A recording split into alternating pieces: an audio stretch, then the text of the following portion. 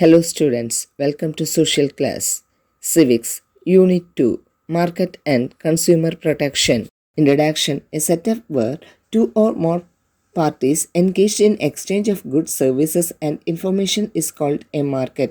ஒரு மார்க்கெட் அப்படிங்கிற இடம் பொருட்களை இல்லைன்னா சர்வீசஸை இல்லைன்னா அதை பற்றின இன்ஃபர்மேஷன்ஸை எக்ஸ்சேஞ்ச் பண்ணுறது, டூ பார்ட்டிஸ்க்கு இடையில எக்ஸ்சேஞ்ச் பண்ணுற அந்த இடத்த தான் மார்க்கெட் அப்படின்னு சொல்கிறோம். The two parties involved in a transaction are called seller and buyer. ஒரு டிரான்சாக்ஷனில் இன்வால்வ் ஆகிருக்கிற ரெண்டு பார்ட்டிஸை தான் செல்லர் பையர் அப்படின்னு சொல்கிறோம். The seller sells goods and services to the buyer in exchange of money. Seller வந்து பொருட்களை இல்லைன்னா அவங்களோட சர்வீசஸை பணத்துக்காக பையருக்கு எக்ஸ்சேஞ்ச் பண்ணுறாங்க. Features of a market. A market is also not restricted to one physical or geographical location. ஒரு குறிப்பிட்ட இடத்த சார்ந்து அவங்க வந்து ஒரு மார்க்கெட்டை இங்கே தான் இருக்கணும், இப்படி தான் இருக்கணும் அப்படின்னு இல்லாமல் ஒரு பரந்த இடத்த தான் வந்து மார்க்கெட்டுக்கு சூஸ் பண்ணுவாங்க. The relations between these sellers and buyers must be business relations. அங்கே வர்ற அந்த செல்லருக்கும் பையருக்கும் இருக்கிற ரிலேஷன்ஷிப்பே பிஸ்னஸ் தான். Both the seller and the buyer must have access to knowledge about the market. கண்டிப்பாக வாங்க வர்றவங்களும் விற்க வர்றவங்களும் என்ன பொருளை அதனை பற்றின இன்ஃபர்மேஷன்ஸ் கண்டிப்பாக அதை பற்றின அறிவு இருக்கணும். At any given time, only one price can be prevalent in the market for the goods and services. அந்த மார்க்கெட்டில் அந்த டைமில் அந்த கிவன் டைமில் இருக்கிற ப்ரைஸஸ் வந்துட்டு ஒரு குட்ஸ் அண்ட் சர்வீஸுக்கு ஒரு ப்ரைஸாக தான் இருக்க முடியும். Classification of markets. Broadly, there are two classifications of markets, the product market and the factor market. The factor market refers to the market for the buying and selling of factors of production like land, capital, labor, etc.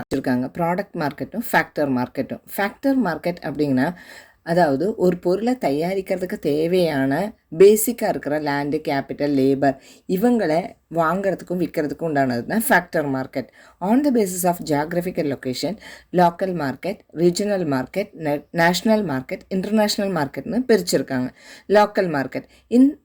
In such a market, the buyers and sellers are limited to the local region or area. They usually sell perishable goods of daily use since the transportation of such goods can be expensive. So local market அப்படிங்கிறது வாங்குறவங்களும் விற்கிறவங்களும் ஒரு குறிப்பிட்ட local ஏரியாவை சேர்ந்தவங்களாக இருப்பாங்க. சாதாரணமாக இந்த மார்க்கெட்டில் daily ப்ராடக்ட்ஸை தான் விற்பாங்க, வாங்குவாங்க.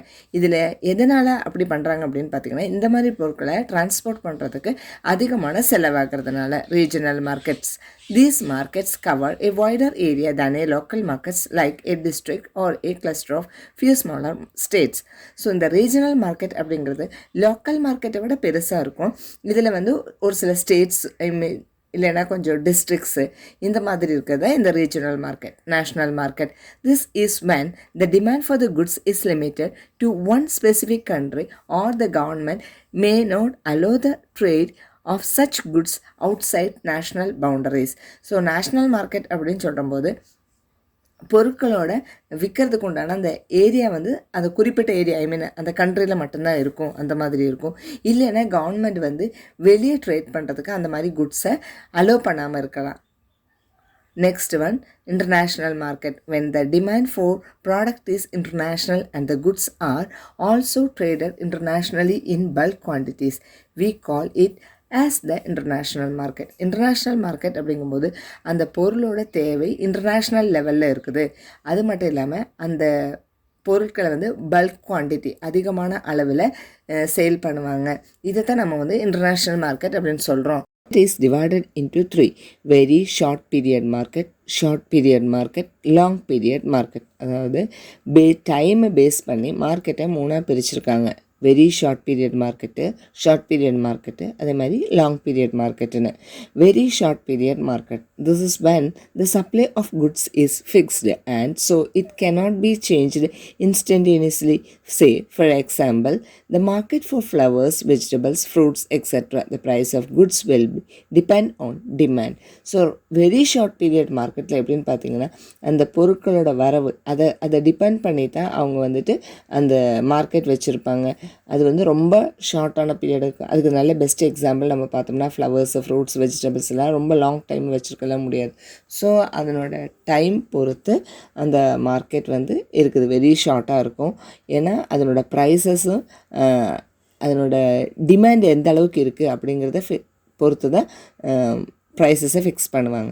வெரி ஷார்ட் பீரியட் மார்க்கெட் அப்படிங்கிறத விட அடுத்து என்னென்னா short period market. The market is slightly longer than the previous one.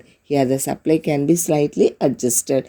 அடுத்தது ஷார்ட் பீரியட் மார்க்கெட். இந்த short period market very short period மார்க்கெட்டோட கொஞ்சம் அதிக டைம் இருக்கும். இங்கே வந்து சப்ளை வந்து கொஞ்சம் அட்ஜஸ்ட் பண்ண அவங்களால முடியும். Long period market. Here the supply can be changed easily by scaling production. So it can change according to the demand of the market. So the market will determine the equilibrium price in time. இந்த long period market எப்படி அப்படின்னு பார்த்தீங்கன்னா அவங்களால ப்ரொடக்ஷனை adjust பண்ண முடியும். அதனால் இப்போ மார்க்கெட்டில் ஒரு பொருள் அதிகமாக டிமாண்டாக இருக்குது அப்படிங்கும்போது அந்த பொருளை அவங்களால அட்ஜஸ்ட் பண்ணி கொண்டு வந்து கொடுக்க முடியும், மார்க்கெட்டில் சேர்த்த முடியும். இப்படி இருக்கிறதுனால அதனோட ப்ரைஸஸையும் அட்ஜஸ்ட் பண்ண முடியும். Nature of transaction. Market is divided into two, spot market and future market. In the spot market, this is where the spot transactions occur. That is, the money is paid immediately. There is no system of credit.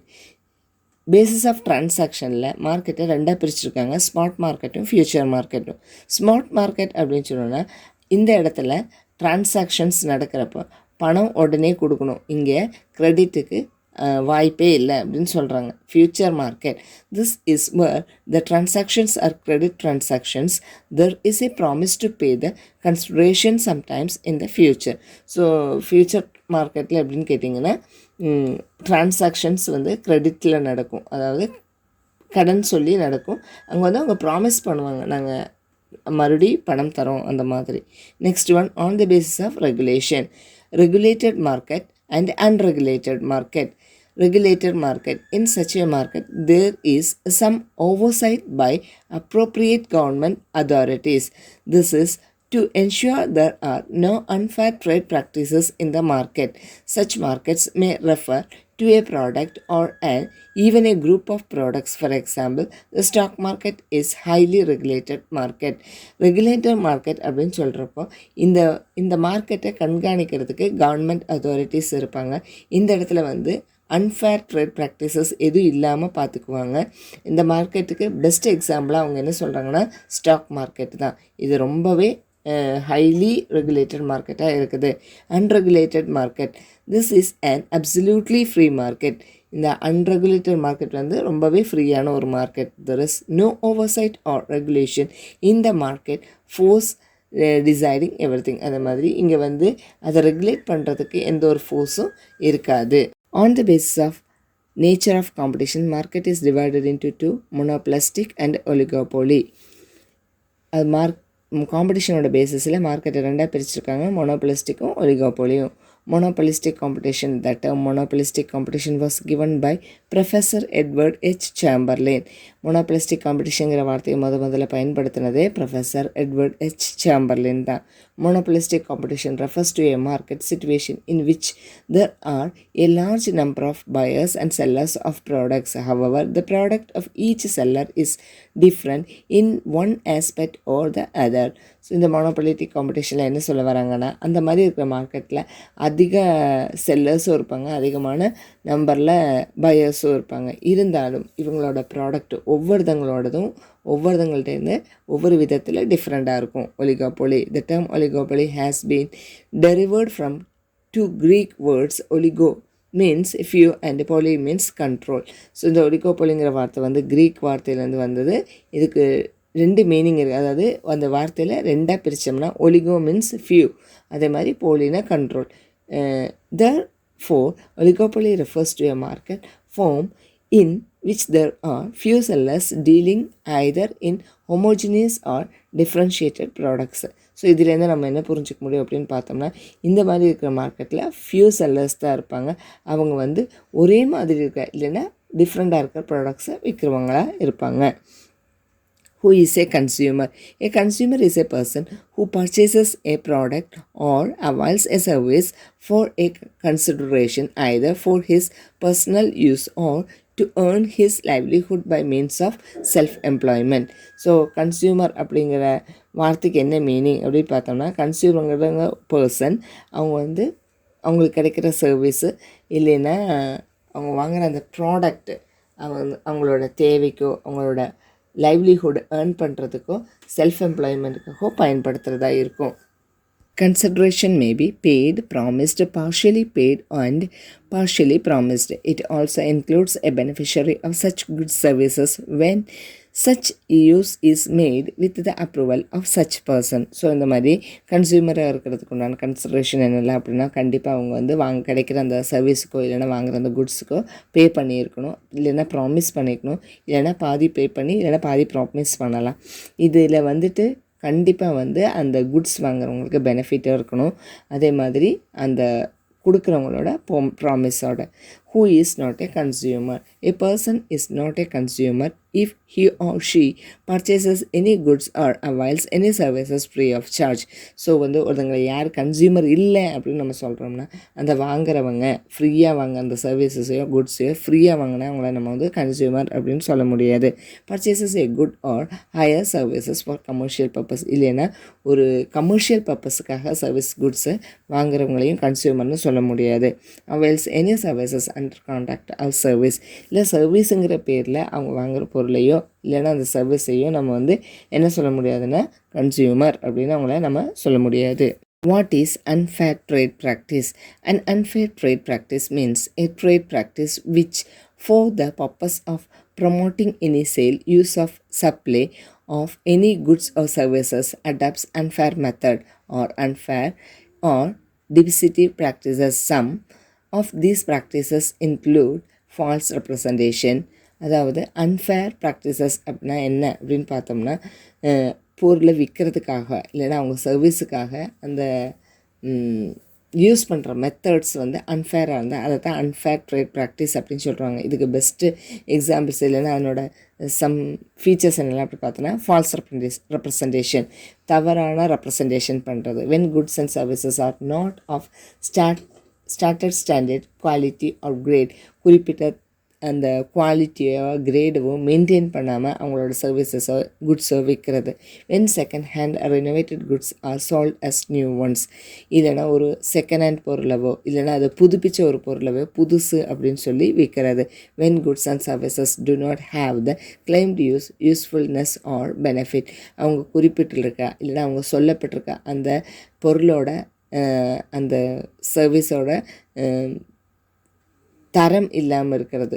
அதை வந்துட்டு நம்ம வந்து என்ன சொல்லலாம் அப்படின்னா falls unfair trade practice அப்படின்னு கூட சொல்லலாம். When products and services do not have claimed warranty or guarantee, so அவங்க சொல்கிற கேரண்டியோ வாரண்டியோ கொடுக்காமல் இருக்கிறது கூட இந்த அன்ஃபேர் ட்ரேட் ப்ராக்டிஸ் தான். When the price of product or service is misleading, நம்மளை அவங்க அந்த பொருளோட ப்ரைஸை வந்து தப்பாக காமிக்கிறதும் unfair trade practice தான். false and misleading advertisement of selling at a bargain price, ஒரு பொருளை பார்கெயின் பண்ணுற ப்ரைஸில் விற்கிற மாதிரி ஒரு தவறானதோ இல்லைன்னா ஒரு மிஸ்லீட் பண்ணுற மாதிரியோ அட்வர்டைஸ்மெண்ட் பண்ணுறதும் அன்ஃபேர் ட்ரேட் ப்ராக்டிஸ் தான். Offering gifts prizes extra to lure customers with no intention of providing them, கஸ்டமர்ஸ்க்கு எந்த விதமான கிஃப்ட்ஸோ ப்ரைஸஸோ கொடுக்குற ஐடியா இல்லாமல் அதெல்லாம் வந்து ஆஃபர் பண்ணுறது. Selling goods which do not fall within the safety standards set up by competent authority, விற்கிற பொருட்களுக்கு எந்த விதமான சேஃப்டி ஸ்டாண்டர்ட்ஸும் இல்லாமல் விற்கிறது. hoarding or destroying goods with the intention of raising the cost of this or similar goods manufactured in greater number so as to manipulate higher prices. So வந்து ஒரு பொருளை வந்து அதிக விலையில் ஃபிக்ஸ் பண்ணிவிட்டு அவங்க வந்து நிறைய ப்ராடக்ட்ஸை தயாரித்து அதனோட சிமிலர் குட்ஸை வந்து ஒழிச்சு வைக்கிறதோ இல்லைன்னா டிஸ்ட்ராய் பண்ணுறதோ. Manufacturing or offering spurious goods or adopting deceptive practices in the provision of services, ஒரு தரம் இல்லாத பொருட்களை தயாரிக்கிறதோ அதுலேனா அதுக்கு மோசமான ஒரு சர்வீஸ் ப்ரொவைட் பண்ணுறது, இதெல்லாம் வந்துட்டு அன்ஃபேர் ட்ரேட் ப்ராக்டிஸில் இன்க்ளூட் ஆகுது. Consumer protection. Consumer protection is a group of laws enacted to protect the rights of the consumer and fair trade, competition and accurate information in the marketplace. Fair trade, competition, accurate information in the marketplace. இதை பற்றி எல்லாம் தெரிஞ்சுக்கிறதுக்கு கன்சியூமரோட உரிமைகளை பாதுகாக்கிறதுக்கு ஒரு கூட்டம் சட்டங்களை உருவாக்கியிருக்காங்க. இதைத்தான் நம்ம வந்து கன்சியூமர் ப்ரொடெக்ஷன் அப்படின்னு சொல்லியிருக்கிறாங்க. The laws are designed to prevent the business that engage in unfair practices from gaining an advantage over competitors. So ஒரு நிறைய லாபம் கிடைக்கிறதுக்காக அவங்க வந்து அன்ஃபேர் ட்ரேட் ப்ராக்டிசஸ் அந்த காம்படிஷனில் உருவாக்குறப்போ இதெல்லாம் தடுக்கிறதுக்காக இந்த சட்டங்களை உருவாக்கியிருக்காங்க. இது best example. A government may require business to disclose detailed information about products. Government வந்துட்டு ஒரு பிஸ்னஸ் டிஸ்க்ளோஸ் டீட்டெயில்டு இன்ஃபர்மேஷனை அந்த ப்ராடக்ட்ஸ் பற்றி கேட்பாங்க. அதாவது முக்கியமாக எங்கே அப்படின்னு பார்த்தோம்னா சேஃப்டி மெஷர்ஸ் இருக்கிற ஏரியாத்தில், பப்ளிக் ஹெல்த் இஷ்யூஸ் இல்லை, அதாவது ஃபுட்டில் இல்லை. இப்போது சிவகாசி பட்டாசு வெடியெல்லாம் பார்த்திங்கன்னா அந்த பட்டாசு தயாரிக்கிற இடத்துல இதெல்லாம் இருக்கணும், கன்சியூமரோட இப்படியெல்லாம் இருக்கணும். அதே மாதிரி ஃபுட் ப்ராடக்ட்ஸ் இந்த கிரேடு ஃபுட் கலர்ஸ் தான் யூஸ் பண்ணணும் அந்த மாதிரிலாம் சொல்லுவாங்கள்ல. இன்னொரு எக்ஸாம்பிள் எது அப்படின்னு கேட்டிங்கன்னா Telecom Regulatory Authority of India, அதாவது TRAI. The 8 basic consumer rights, கன்சியூமர்ஸோட பேசிக்கான 8 ரைட்ஸ் அதெல்லாம் அப்படின்னு பார்த்தோம்னா the right to basic needs, நம்மளுக்கு பேசிக் நீட்ஸு கிடைக்கிறதுக்கு உரிமை இருக்குது. ரைட் டு சேஃப்டி, நம்மளோட சேஃப்டிக்கு உரிமை இருக்குது. ரைட் டு இன்ஃபர்மேஷன், ஒரு பொருளை பற்றின இன்ஃபர்மேஷன் கேதர் பண்ணுறதுக்கு உரிமை இருக்குது. ரைட் டு சூஸ், நம்மளுக்கு என்ன பொருள் வேணுமோ அது சூஸ் பண்ணுறதுக்கு உண்டான உரிமை இருக்குது. த ரைட் டு ரெப்ரசன்டேஷன், அதே மாதிரி அதை ரெப்ரசன்ட் பண்ணுறதுக்கு உண்டான உரிமை இருக்குது. ரைட் டு ரெட்ரஸ், குறை தீர்க்கிற உரிமை இருக்குது. த ரைட் டு கன்சியூமர் எஜுகேஷன் கிடைக்கிறதுக்கு உண்டான உரிமை இருக்குது. த right to A healthy environment, அதே மாதிரி ஹெல்த்தி என்விரான்மெண்ட் கிடைக்கிறதுக்கு உண்டான உரிமையும் நம்மளுக்கு இருக்குது. த consumer protection act COPRA. This act enacted in 1986 in the Parliament of India to protect the interest of கன்சியூமர்ஸோட இன்ட்ரெஸ்ட்டை பாதுகாக்கிறதுக்காக 1986 நம்ம இந்தியன் பார்லிமெண்ட்டில் உருவாக்குனது தான் இந்த சட்டம். It makes for the establishment of consumers councils and other authorities for the settlement of consumers grievance and for the matters connected with it. So இதில் என்ன சொல்ல வராங்க அப்படின்னு கேட்டிங்கன்னா கன்சியூமர் கவுன்சில்ஸும் அத்தாரிட்டிஸும் கன்சியூமரோட கிரீவியன்ஸ், அவங்களோட மன கஷ்டத்தை போக்குறதுக்காக ரிலேட்டடாக உருவாக்குனது தான். COPRA is regarded as the Magna Carta in the field of consumer protection for checking unfair trade practices, defects in goods and deficiencies in services. இந்த COPRA, அதாவது கன்சியூமர் ப்ரொடெக்ஷன் ஆக்ட் வந்து நம்மளோட ஒரு மேக்னா கார்ட்டாவை கன்சியூமர் ப்ரொடெக்ஷனில் சொல்கிறாங்க. மேக்னா கார்ட்டா மீன்ஸ் ஒரு important event. எதுக்காக இது உருவாக்குனாங்க அப்படின்னு பார்த்தீங்கன்னா அன்ஃபேர் ட்ரேட் ப்ராக்டிசஸ், அதே மாதிரி குட்ஸில் இருக்கிற டிஃபெக்ட்ஸு, தென் சர்வீஸ் இருக்கிற டிஃபிஷியன்சிஸு, இதெல்லாம் வந்துட்டு செக் பண்ணுறதுக்காக. Consumer disputes redressal agencies, National Consumer Dispute Redressal Commission, established by the central government. It deals with matters of more than 10 million. So national consumer, அதாவது தேசிய அளவில் இருக்கிற கன்சியூமர்ஸோட பிரச்சனைகளை தீர்த்து வைக்கிற கமிஷன். இது வந்து சென்ட்ரல் கவர்மெண்ட் தான் எஸ்டாப்ளிஷ் பண்ணாங்க. இது கிட்டத்தட்ட 10 மில்லியன் பிரச்சனைகளை வந்து டீல்ஸ் பண்ணிக்கிறாங்க. State consumer dispute redressal commission, also known as the state commission, established by the state government in the states. இதே மாதிரி ஸ்டேட் லெவல்லையும் இந்த கமிஷன்ஸ் உருவாக்கியிருக்காங்க. இந்த கமிஷனுக்கு ஸ்டேட் கமிஷன் கூட சொல்லுவாங்க. District consumer dispute redressal forum, also known as the district forum, established by the state government in each district of the state. இதே மாதிரி ஒவ்வொரு டிஸ்ட்ரிக்ட்லேயும் அந்தந்த state government district consumer dispute redressal forum உருவாக்கியிருக்கிறாங்க. Consumer protection act 2019, Indian Parliament in August 2019 passed the landmark Consumer Protection Bill 2019, which aims to provide the timely and effective administration and settlement of consumer disputes in the digital age. So Indian Parliament அதே மாதிரி 2019 ஆகஸ்டில் இந்த consumer protection act அப்படிங்கிற ஒரு bill கொண்டு வந்திருக்காங்க. இதனோட AIIMS என்ன அப்படின்னு கேட்டிங்கன்னா கரெக்டான நேரத்தில் எஃபெக்டிவான அட்மினிஸ்ட்ரேஷன்ஸு, அதே மாதிரி கன்சியூமரோட பிரச்சனைகளை டிஜிட்டல் முறையில் தீர்த்து வைக்கிறது தான். Highlights of the new act, e-commerce transactions. The new act has widened the definition of consumer. இந்த புதுசாக வந்து இந்த சட்டம் காமர்ஸ் டிரான்சாக்ஷனில் நம்மளோட கன்சியூமருக்கு ஒரு புது டெஃபினிஷனு, அதாவது அந்த கன்சியூமரோட அந்த உரிமைக்கு வந்து ஒரு பெரிய ஒரு பரப்பளவே கிடச்சிருக்கு. The definition now includes any person who buys any goods whether through offline or online transactions, electronic means, teleshopping, direct selling or multi-level marketing. அதாவது இந்த கன்சியூமர் வந்து வாங்குகிற பொருட்கள் வந்து அவங்க நேரடியாக வாங்கலாம், ஆன்லைனில் வாங்கலாம், எலக்ட்ரானிக் மீன்ஸில் வாங்கலாம், டெலிஷாப்பிங்கில் வாங்கலாம், டைரெக்டாக வாங்கலாம், மல்டி லெவல் மார்க்கெட்டிங் எதில் வாங்கினாலும் அவங்க வந்து இந்த சட்டத்துக்கு இன்க்ளூட் ஆகிடுவாங்க. Enhancement of pecuniary jurisdiction, revised pecuniary limits have been fixed under the new act. இப்போ வந்து அந்த பண வரம்பு எந்த அளவுக்கு பணம் வெளியே இருக்கிற பொருட்கள் வாங்கினா அதுக்கு வந்து அவங்க வந்து இன்க்ளூட் ஆவாங்க அப்படிங்கிறது இந்த சட்டத்தில் இன்க்ளூட் ஆகிருக்கு. Accordingly the district forum can now entertain consumer complaints where the value of goods or services paid does not exceed INR Indian rupee 10 million. அதாவது டிஸ்ட்ரிக்ட் கோர்ட் வந்து கன்சியூமர் கம்ப்ளைண்ட்ஸை வந்து 1 கோடியோட அதிகமாக இல்லாத கம்ப்ளைண்ட்ஸை அவங்களால வந்து தீர்த்து வைக்க, அந்த பிரச்சனையை அவங்களால வந்து கேஸாக எடுத்துக்க முடியும். The state commission can entertain disputes where such as value exceeds INR 1 crore, that is Indian rupee 10 million, but does not exceed INR 10 crores, Indian rupee 100 million. And the national commission can exercise jurisdiction where such as value exceeds INR 10 crores, that is INR 100 million.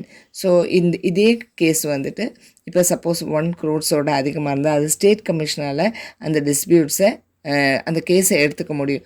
அதே மாதிரி suppose அந்த 100 millions அதிகமாக இருக்கிற cases வந்து national லெவலில் இருக்கிற அந்த commission தான் வந்து அந்த கேஸ் டீல் பண்ணுவாங்க. Filing of complaints. The new Act contains enabling provisions for consumers offline complaints electronically and for hearing and or examining parties through the video conferencing. So filing complaints இப்போ வந்து நம்ம email அதாவது எலக்ட்ரானிக்கில் எப்படி complaint register பண்ணுறோம், ஏன்னா எப்படி நம்ம வந்து அந்த கேஸை டீல் பண்ணுறோம் அப்படின்னு பார்த்தோம்னா இந்த நியூ ஆக்டில் வந்துட்டு கன்சியூமர்ஸ்க்கு வந்து நம்மளோட கம்ப்ளைண்ட்ஸ் வந்து எலக்ட்ரானிக்கில் ஹியர் பண்ணலாம். அதாவது நம்ம அங்கே நடக்கிற அந்த கோர்ட்டில் நடக்க ஹியர் பண்ணலாம், இல்லைன்னா நம்மளோட ப்ராப்ளத்தை வந்து வீடியோ கான்ஃபரன்ஸ் மூலமாக வந்துட்டு பார்க்கலாம், அப்படி இல்லை எக்ஸாமின் பண்ணலாம் அப்படின்னு சொல்கிறாங்க. Establishment of central consumer protection authority. The new act proposes the establishment of a regulatory authority known as the Central Consumer Protection Authority with a wide power of enforcement. So ஒரு பெரிய white power என்ஃபோர்ஸ்மெண்ட்டோட ஒரு புது அத்தாரிட்டியை இந்த சட்டம் உருவாக்க சொல்லியிருக்கு. அந்த அத்தாரிட்டியோட பேர் தான் Central Consumer Protection Authority. The CCPA will have an investigation wing headed by a Director General which may conduct inquiry or investigation into consumer law violations. Consumer law violate பண்ணுறத ஒரு ஹெட் இருப்பாங்க, டைரக்டர் ஜென்ரல், அவரோட மேலோட்டத்தில் என்கொயரிஸும் இன்வெஸ்டிகேஷனும் நடக்கும். Unfair trade practices. The new act introduces a specific broad definition of unfair trade practices which also includes a sharing of personal information given by the consumer in confidence unless such disclosure is made in accordance with the province of any other law. So அடுத்து என்னென்னா unfair trade practices. இந்த புது சட்டத்தில் unfair trade ப்ராக்டிசஸ்க்கு personal information யாராச்சும் கொடுத்துருந்தா consumers அவங்களோட அந்த information கான்ஃபிடென்ஸாக இருந்துச்சுன்னா அதை வச்சு கூட அவங்க வந்துட்டு கேஸ் வந்துட்டு நடத்துவாங்க. Penalties for misleading advertisements. The CCPA may impose a penalty of up to INR 10 lakhs on a manufacturer or an endorser for a false or misleading advertisement. The CCPA அதாவது central consumer protection அத்தாரிட்டியால் 10 லட்சம் ரூபாய் வரைக்கும் manufacture மேலேயோ இல்லைன்னா அந்த விளம்பரத்தை கொடுத்துருக்கவங்க மேலேயோ, அதாவது அந்த விளம்பரம் வந்து ஃபால்ஸ் ஆர் மிஸ்லீடிங்காக இருந்துச்சுன்னா அதுக்காக அவங்களால பெனால்ட்டி கொடுக்க முடியும். த CCPA may also sentence from them to imprisonment for up to 2 years for the same. அதே மாதிரி இதே சேம் ரீசன் சொல்லி அவங்கள 2 years வரைக்கும் ஜெயிலில் போட முடியும். In case of subsequent offenses, the fine may exceed into INR 50 lakhs and imprisonment of up to 5 years. இதே தவிர அவங்க மேலும் செஞ்சாங்கன்னா அந்த பனிஷ்மெண்ட் அமௌண்ட் வந்து 50 lakhs வரைக்கும், அதே மாதிரி அவங்களோட ஜெயில் காலாவதி வந்து 5 வருஷம் வரைக்கும் நீட்டிக்கிறதுக்கு இவங்களுக்கு ரைட்ஸ் இருக்குது. The CCPA can also prohibit the endeavor of misleading advertisement from enduring that a particular product or service for a period of up to 1 year. அந்த ப்ராடக்ட்ஸை அவங்க அட்வர்டைஸ்மெண்ட் பண்ணதுக்காக, மிஸ்லீடிங் பண்ணதுக்காக அவங்களுக்கும் 1 year வரைக்கும் தடை விதிக்கிறதுக்கு இந்த சட்டத்துக்கு உரிமை இருக்குது. For every subsequent offense, the period of prohibition may extend to 3 years. அது திரும்ப செஞ்சாங்கன்னா அது 3 years வரைக்கும் எக்ஸ்டெண்ட் பண்ணிடுவாங்க. Consumer Courts in India. National Consumer Disputes Redressal Commission. A national level court works for the whole country and deals compensation claimed exceeds rupees 1 crore. The National Commission is an apex body of consumer courts. It is also the highest appellate court in the hierarchy. The National Consumer Disputes Redressal Commission is a quasi-judicial commission on India. கன்சியூமர்ஸ்க்கு கொடுக்குற நஷ்ட ஈடு வந்து 1 கோடி ரூபாய்க்கு மேலே போகிற கேசஸை சாதாரணமாக India லெவலில் இந்த கோர்ட்டு தான் டீல் பண்ணுறாங்க. இந்த கோர்ட்டு தான் வந்து இந்தியாவிலேயே மிகப்பெரிய கன்சியூமர் கோர்ட்டாகவும் கன்சிடர் பண்ணுறாங்க. ஸ்டேட் கன்சியூமர் டிஸ்பியூட்ஸ் ரெஜிஸ்ட்ரியல் commission. A state level court works at the state level with cases where compensation claimed is above 20 lakhs but up to 1 crore. 1 கோடி ரூபாய்க்கு உள்ள 20 லட்ச ரூபாய்க்கு மேலே வர கேசஸ் தான் ஸ்டேட் கமிஷன் இந்த கன்சியூமர் கோர்ட்ஸில் டீல் பண்ணுறாங்க. த state commission has also the appellate jurisdiction over the district forum. ஆனால் இதே கோர்ட்டுக்கு வந்து டிஸ்ட்ரிக்ட் கோர்ட்டு மேலே உரிமை இருக்குது. District Consumer Disputes Redressal Forum. A district level court works at the district level with cases where the compensation claimed up to 20 lakhs. 20 லட்ச ரூபாய் வரைக்கும் இருக்கிற கன்சியூமர் கோர்ட் காம்பன்சேஷன் கொடுக்கக்கூடிய கெப்பாசிட்டிக்கு இருக்கிற கேசஸ் வந்து அந்தந்த டிஸ்ட்ரிக்ஸில் இந்த டிஸ்ட்ரிக்ட் கோர்ட்டு டீல் பண்ணுறாங்க. கன்சியூமரோட ரைட்ஸை பாதுகாக்கிறதுக்காக கொஞ்சம் இம்பார்ட்டன்ட் ஆக்ட்ஸ் இருக்குது. அது எதெல்லாம் பார்த்தோம்னா the consumer protection act 1986, the legal metrology act 2009, the Bureau of Indian Standards Act 1986, the Essential Commodities Act 1955, the Prevention of Black Marketing and Maintenance of Supplies of Essential Commodities Act 1980. Okay students, thank you. Have a nice day.